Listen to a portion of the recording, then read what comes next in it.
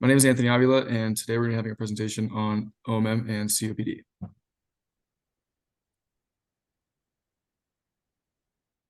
Just going to start off with a quick clinical scenario. So we have a 65-year-old male. He presents with a chief complaint of shortness of breath for the past 2 weeks. He was diagnosed with COPD about 10 years ago. He's a half a pack per day smoker for over the last 40 years. He has several complaints on top of the shortness of breath, and then he also uses albuterol as an inhaler when needed. And then on his physical exam, he's tachycardic, respiratory rate of 24 breaths per minute. He has CO2 saturation is 88%. He's had noticeable weight loss, labored breathing, and accessory muscle use. His chest is dull to percussion.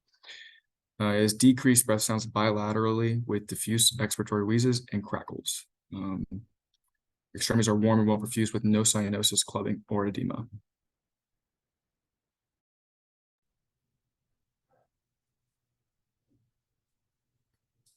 The current treatment regimen, supplemental oxygen therapy to try to get that oxygen saturation above 90%, bronchodilators to relieve the bronchospasm and improve airflow, corticosteroids to reduce inflammation and prevent worsening of symptoms, prophylactic antibiotics to treat possible bacterial infection and prevent complications, try to get the patient to cease smoking to lessen symptoms, attempt to do some kind of pulmonary rehabilitation, also to monitor the COPD progression. How can OMM help? The use of the respiratory circulatory model to help improve lymphatic flow and to promote healing, improve respiratory efficiency. This OMM may also improve dyspnea, exercise tolerance, and overall quality of life using rib treatment to increase lung volume and oxygen saturation and decrease sympathetic tone. Efficacy and safety of OMM as an adjunct therapy for COPD. And OMM should be performed by a licensed osteopathic physician who is trained in this modality. Specific techniques that can be used to treat COPD within OMM include rib raising, where the doctor places their hands under the patient's ribs and lifts them upward and outward to assist with respiratory motion and increase chest expansion and lung capacity. They can also use diaphragm release to place their hands on the patient's lower ribs and abdomen and apply gentle pressure to relax the diaphragm and improve breathing mechanics.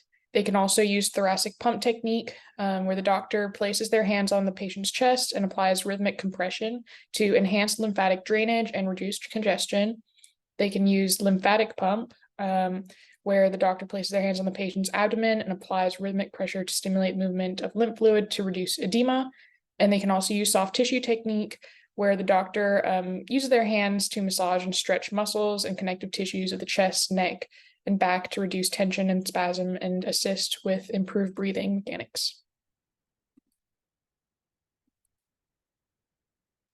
So our PICO question, our goal is to evaluate the efficacy of osteopathic manipulative medicine as an adjunct therapy for patients with acute exacerbation of COPD. Our hypothesis is that OMM as an adjunct therapy will improve the outcomes of these patients compared to those who receive just the standard care of the treatments that we listed earlier alone. The outcomes will be measured by airflow obstruction, dyspnea, and exercise capacity using the BODE index score and spirometry tests of patients in both groups.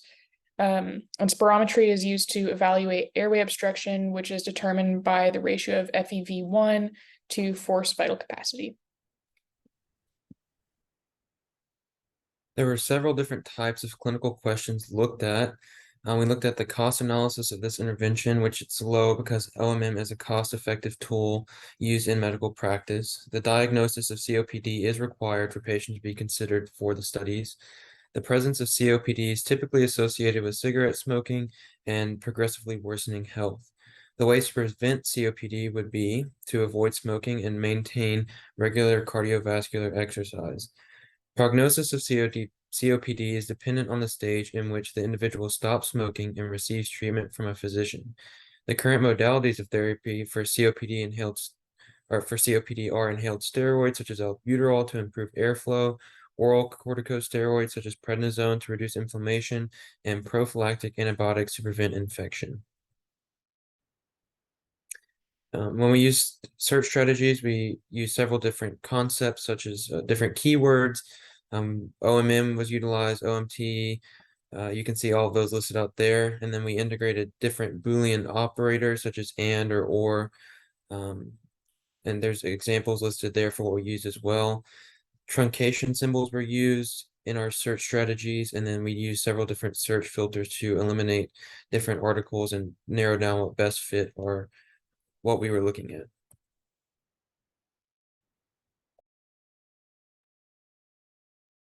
So our final search terms are these that are listed on the screen.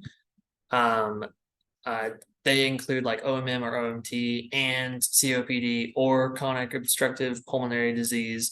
There's a lot, they're pretty similar, so I won't go into listing them all out, but these are the actual terms we used that we plugged into the search machine so that we could find all of the most relevant papers to what our research question was. And so the justification for those various search terms and why we eliminated some other search results that were listed when you use that criteria we showed on the previous article. All of the articles selected reference the use of osteopathic treatment, specifically in patients with COPD, or its effect on healthy individuals, to kind of get an idea of the science there. Some results did not explicitly reference osteopathic techniques, and a lot of them were talking about physical therapy or other adjunct treatments. So we went ahead and excluded those papers for our study. Also, there were results that included osteopathic technique, but it wasn't used in the treatment of COPD or its effect in healthy patients. And it was used for treatment of other conditions, so we eliminated those. Some articles were review articles to assess the efficacy of OMM as a whole, and they only mentioned COPD in passing, and so we eliminated those papers as well. And then, right, there were some papers that we found that did reference COPD and OMM, but the data that they had in that paper was actually a reference of one of the papers that we had already used. So we felt that that would be very redundant to include multiple sources that were all referencing the same paper from the beginning. And so our treatment justification is based on our literature review and based on those different sources that we gathered. So we decided to use active mediastinal lymphatic pump, vertebral and costal HVLA, diaphragm release and stretching, because based on the literature that we reviewed, those would be the highest efficacy techniques that we could use for COPD patients. Additionally, not all techniques are created equally, as COPD patients benefit from techniques that directly address the visceral and structural abnormalities. So there were some techniques that were mentioned that we did excluded for various reasons, but the main reason that they'd be excluded is if it didn't line up with the literature that we found. And there were some techniques in the literature we found that did not have a significant improvement. So here we have all of our references listed out. So they're going to continue to spin in the background. I want to thank you for joining us on our presentation today. My name is Josh Rasco. We had a bunch of help. Some of our other students weren't able to make it today, but that is it from us. Thank you very much.